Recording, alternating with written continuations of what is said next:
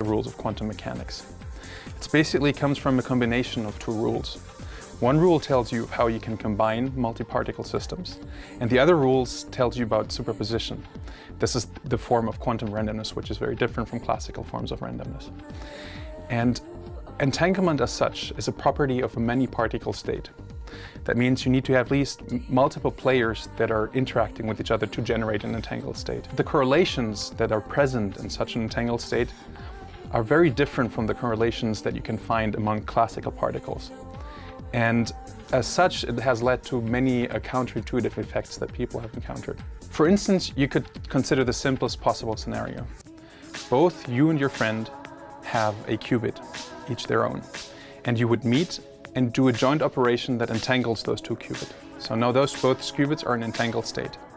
If you now were to imagine that both of you go to the either end of the galaxy and start measuring your individual qubit locally in some basis, in some way that you like to measure, you're only going to find you're going to get random and scrambled answers. However, if you meet later and basically start to check where you agreed in your questions, you will find that the answers also perfectly agreed. This has to be contrasted with a different scenario where, for instance, you're allowed to do a joint measurement on both qubits at the same time. In that case, there are measurements that you can perform that are perfectly deterministic and are not random at all. This is essentially the hallmark of a two-particle entangled state.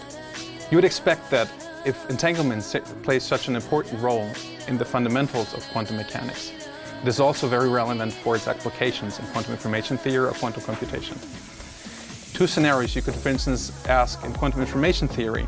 It is often used as a resource for certain communication tasks. So if you want to send a particular quantum state to a friend, you do so by using up an entangled pair.